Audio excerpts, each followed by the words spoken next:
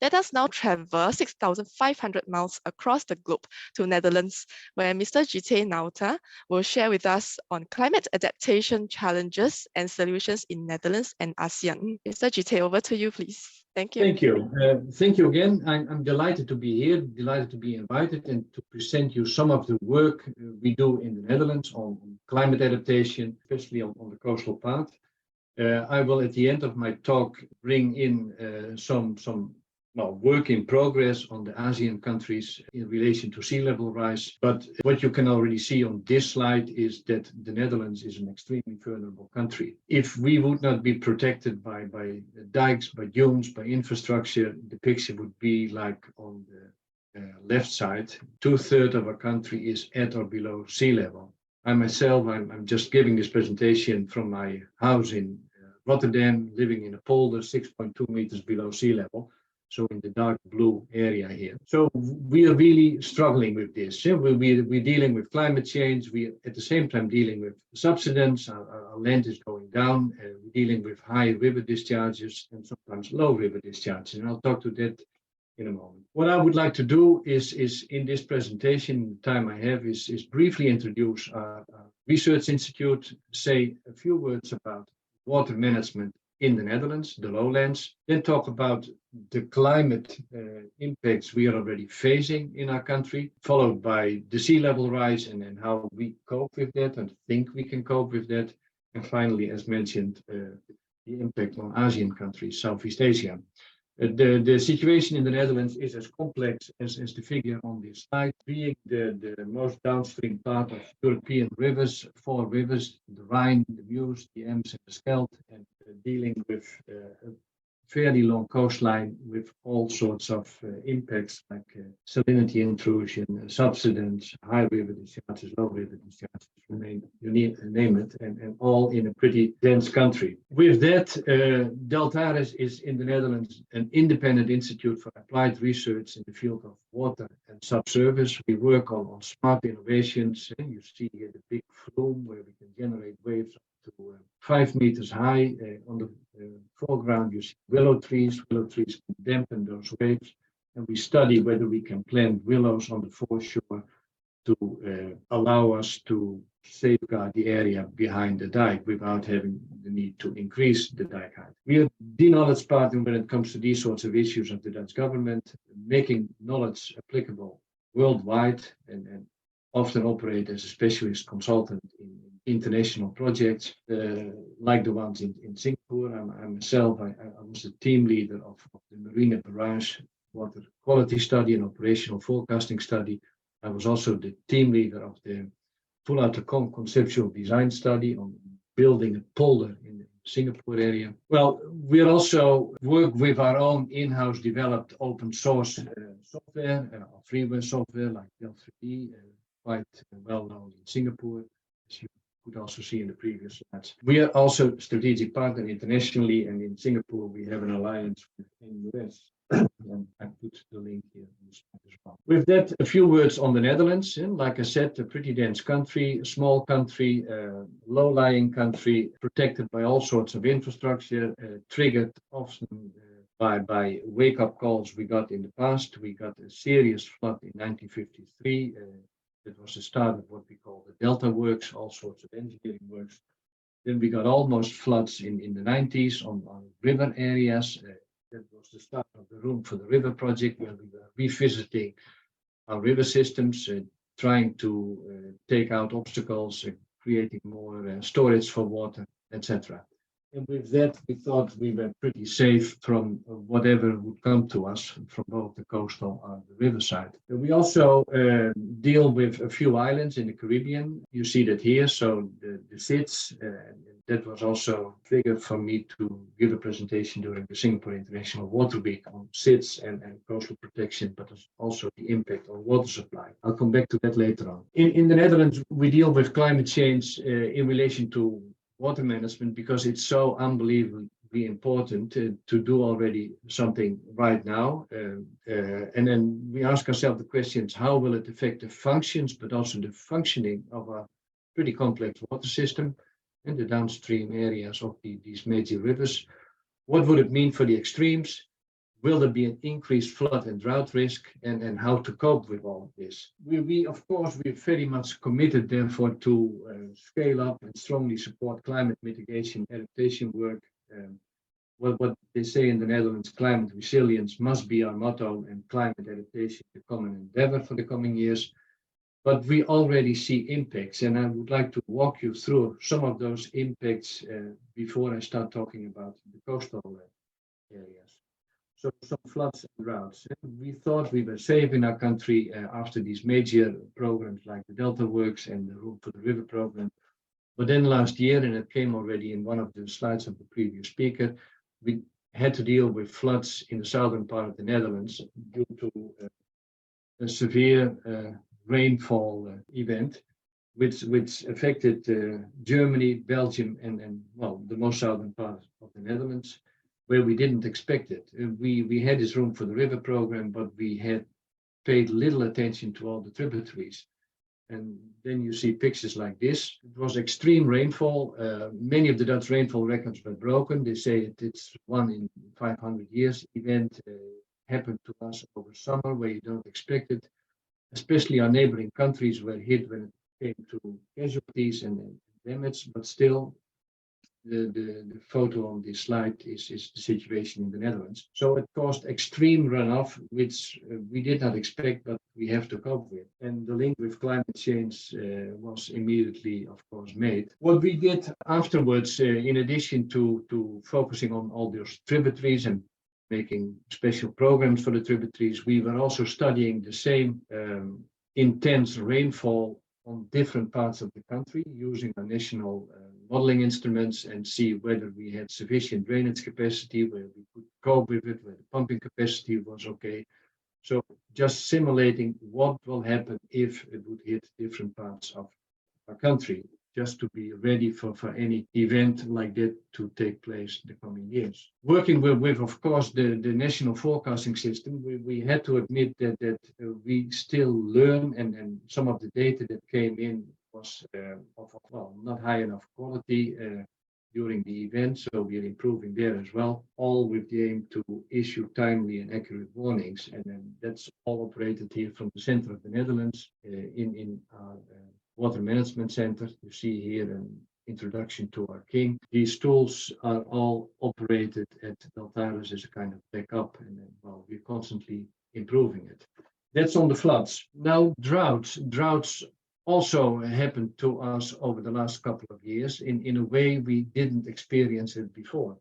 The last year drought appeared to be the worst in Europe in at least 500 years, affecting all sorts of different functions, ranging from agriculture to cooling water demands, drinking water. The P-dikes, which is something very special in the Netherlands. We have many secondary dikes in the Netherlands which have been built of peat, and when it becomes dry, peat cracks and can burst, and that happened a couple of years ago. So we pay a lot of attention to monitoring the P-dikes under drought conditions. Shipping, navigation in our river systems was seriously hampered. Rivers narrowing to small canals, and ships cannot be loaded once anymore. And of course, a huge impact on our nature and ecology. So water scarcity in a water-rich country like the Netherlands. We had to deal with all sorts of different impacts at different levels. I mentioned the subsidence in also the peatlands in the western part of the countries, the peat dikes themselves, nature, agriculture. We always flush with the river. River Rhine is constituent for 90% of water in the Netherlands. So all the water is flushed to maintain water quality. Flushing was hampered. Nature was very much affected. Drinking water was affected. And especially in the end of the period, farmers were not allowed to abstract water from the ground. So irrigation was very much affected as well. Still, it comes in a different way to us in different parts of our country. In the West, it's all about subsidence, groundwater intrusion, the salinity intrusion. In the north, it was affecting our inner Lake IJssel, declining our freshwater buffer for water supply, but especially for agriculture. And in the east, it was very much in relation to irrigation and what we are being able to pump up. So in the Netherlands, we have a system that works with agreements between all sorts of neighboring water users.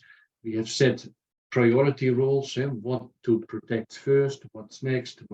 That's the diagram on the left. We have developed a flood and drought early warning system to be already prepared for all of this, and we've set up a crisis management organization to deal with it.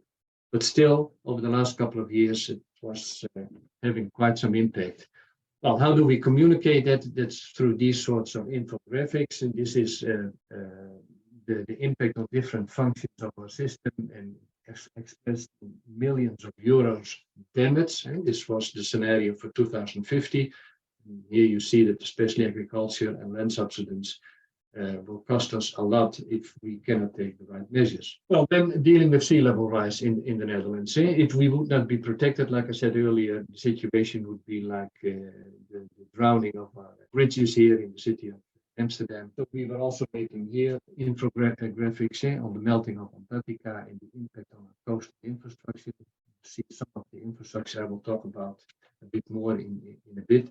But the closing of the Rotterdam Harbour area with a barrier, the open eastern Scheldt barrier you see in the south. This is the situation. Impact of sea level rise with an immediate impact on our coastline and need for protection, on droughts and on flood risks. So what we have been doing in the Netherlands over the last 1-2 years is studies for Delta Commission, which we have set up to deal with water management of the future in the Netherlands with our own Delta Commissioner, with our own Delta Act, with our own Delta budget, only to be used for water management. But these sorts of studies, an assessment of adaptation options and pathways to sea level rise, explain the adaptation pathways in a bit, and a research program on sea level rise in more general terms, looking at what the influence of Antarctica would be on the sea level rise, to what extent it would be necessary to adjust the current Delta program we have in the Netherlands, and what sort of actions can we take against sea level rise, etc. So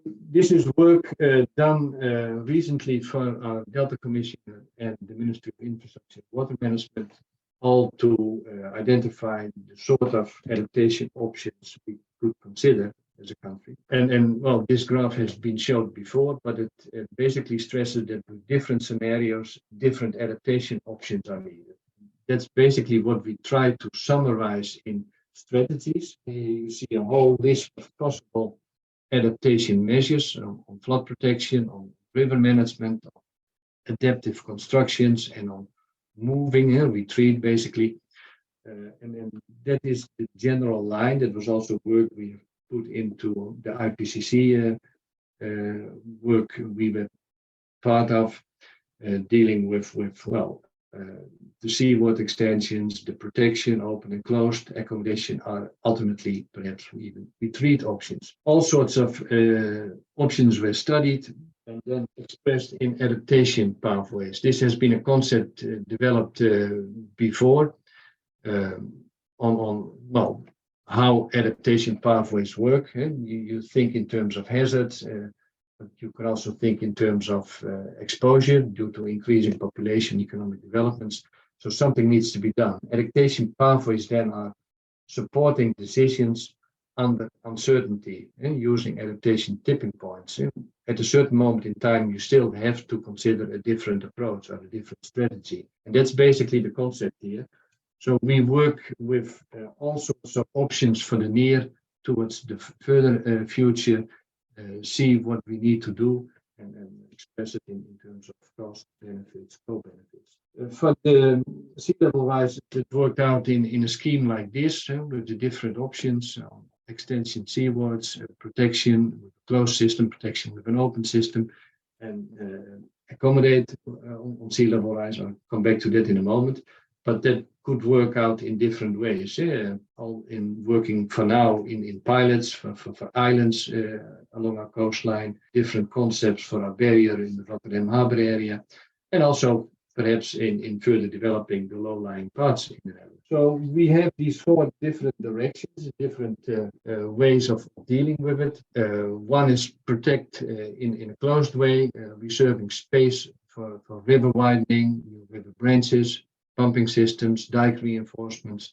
And what we need to do now is carry out research on feasibility of the pump capacity. Should we increase pump capacity the coming years. When we keep it open, we have to protect our rivers with higher embankments. We have to consider mega dikes, deal with impacts on groundwater, large-scale pilots in front of a coastline, etc. The seawards is an option where we reserve space for land extraction, for sand extraction and seawards expansion. I'll explain that in a moment. And the research then should be into, well, what is the impact on ecology, on water quality, on current coastline, etc. At the moment in the Netherlands, we maintain our 1990 coastline. That means that we nourish our beaches to maintain that coastline. That has been agreed in the 90s and well, expressed by law that we have to work that way. This is a way of moving even further outwards. And then accommodate. We live in polders in the Netherlands, deep polders. Can we still work in those polders? Should we further protect that? Can we work with floating structures, etc.? Preventing damages, casualties, and expensive adaptation costs for future generations. That's what it's all about. Then the examples of things we work out at the moment is creating space for water storage and enhancing the discharge capacity of our river water, rehydrating our, well, especially in the western part of the country, the peatlands to reduce the subsidence, dealing with floods and droughts, facilitate the natural growth of the coastal mudflats and the foreshore. We are blessed by an adjacent sea with a lot of sand resources. We have a lot of transport along the coastline, and we can cope with increased sea level for quite some time. But things will change, change also in the morphodynamics. Avoid building in areas with high flood risk impacts. Why would we do so? We should realize that many of the things we build have a lifetime of 50 to 100 years. Can we guarantee safety up to that time? And then that's why we have to reconsider whether we still should continue by building in our polar areas. Some examples, this is a discharge of the Rhine and the Meuse. You see different engineering structures built in the past. The Maasland barrier from the Rotterdam Harbour area should not be closed too often because then it would immediately affect our economy. So we are already studying options to replace these systems in time, perhaps with locks or whatever. But this is the time because you build something like these coastal barriers for 50, 100 years. But with accelerating sea level rise, it may not be suitable till the end of the lifetime. So we already have to work on possible alternatives. Also on salinity intrusion, different studies are conducted at the moment. What is the impact of sea level rise on the available water supply in the Netherlands? What is the impact on groundwater salinization? And what is then the impact of that to the salt load to our surface water areas? And with that on the requirements for flushing. Do we have sufficient water to flush out the brackish water? So we work again with national modeling instruments dealing with different salt loads and then the impacts on the coastal areas. And here you see that new areas will be affected with 1 meter or with 3 meter sea level rise. So we have to find solutions to address this, either change the way we use the coastal areas or just flush it out or whatever. During the Singapore International Water Week, what I said earlier, I presented some options we work on in the Netherlands. This is a seepage system called SeepCat with a series of vertical pipes that drilled into the soil 15 to 25 meters deep. And the idea is that it gets the groundwater, the saline groundwater, and pump it out so it cannot interfere with the fresh water lands underneath these coastal areas. Especially for small islands, this could be a very interesting technique to preserve the water supply for the future. In the Netherlands, we have tested this in the southwestern parts with the seepage pipes and to keep the agriculture possible immediately behind it. What we also study at the moment is all sorts of aquifer storage and recovery, managed aquifer recharge to again preserve the freshwater lenses under our coastal areas. That can be done in different ways, but all with the idea that we maintain the use of the area as is. When we extend seawards by new land, and here you see on these photos the sand engine, as we call it, which was basically a nature-based solution for our coastline to address the coastal erosion issues. In the Netherlands, we nourish our beaches to maintain the 1990 coastline. And what we did here is we put an artificial island adjacent to our coastline of 20 million cubic meters of sand. And then by nature forces, waves, flow velocities, wind even, slowly eroded and replenishing the coastline further downstream. But what you also do here is by putting that sand in front of your coastline, you extend your coastline and you increase your freshwater lands. So it could be a way of creating more water supply for the future by extending our coastline. So more reclamations, therefore. And last but not least, example I gave during the Singapore Water Week was we also look into alternative use of a land with salt-tolerant crops on desalinated soils. That could be also a way to go for the future. So the future is becoming less predictable. We are aware of that. We need to be prepared, and all the wake-up calls of the past, leading to the delta works, to the room for the river, etc., should lead to a more proactive approach, dealing with adaptation already on the short term. There is something to choose. Mitigation is crucial, but adaptation is really required to be resilient against future conditions. In the Netherlands, we say gray, and the hard structures where needed, but green, nature-based where possible. That could work out in different ways when you are in an urban area, in an agricultural area, or whatever. Tailor-made solutions apply. All that information we get nowadays on climate data should help us better understand and making better decisions. It also leads to better system understanding, supporting adequate preparedness. And tools we have developed over time and global data sets are very helpful further in analyzing all sorts of what-if scenarios and impacts. Then going to ASEAN, and this is work in progress, we have been working with the latest global LiDAR data sets on a 1 by 1 kilometer resolution, very accurate on the vertical, and here expressing different impacts of sea level, relative sea level rise, because you also have subsidence in those areas. Then you see different areas popping up in the ASEAN countries, where on the percentage area, of course, Indonesia shows the biggest impact, followed by Vietnam. When it comes to population, it's Vietnam followed by Thailand. When it comes to the croplands, it's Vietnam followed by Myanmar and the rice paddies in those delta regions. And when it comes to GDP, and I'll show you that in a moment, it is clearly Thailand because the whole city of Bangkok is affected, followed by Indonesia. This is something we will publish soon, dealing with what will happen if in those areas. If you compare it to the global situation, the area really stands out, and it is pretty much affected in terms of area, in terms of population, in terms of cropland, in terms of GDP.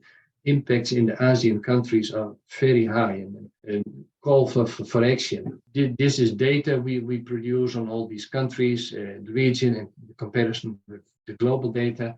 This is work, like I said, following from an earlier publication of last year on the global LiDAR land elevation data, work we did also together with NUS. This is the follow-up where we look into those areas. What I said for Thailand, for instance, when we talk about 2 meter sea level rise, relative sea level rise, it accounts for some 4% of the national land, the cropland area, but already 28% of the population and over half, 52% of the GDP. So it has an enormous impact, and then you need to do something. But we also realize that different coastal areas, different delta areas work out in a different way. Here you see, for instance, what it would mean for the Mekong, where agriculture, cropland is extremely important. The Bangkok area stands out for the urban impacts. And then the Palembang, Indonesia, is more rural and would have a different situation. This basically is also the end of my talk. It results in variations in vulnerability in the area. this is dealing with different coping strategies, of course, varying from flood events to flood tolerant crops to nature restoration, and then, of course, with measures to also reduce the land subsidence, because in some areas it's even worse than the sea level rise of the moment. It needs adaptation strategies. The area is crucial, for instance, for the food security in the region. So we have to consider all these areas one by one in terms of action needed or not, protection possible or not. Can we afford to protect it with dikes on the river? Can we accommodate the sea level rise? Or should we simply decide to retreat from the area? Well, with that, and that is food for thought and food for further studies, but also as a first step towards the publication. I thank you for your attention, and again, finishing with this work on what we do in the Netherlands, struggling with floods and nature-based solutions to help us out. Thank you so much.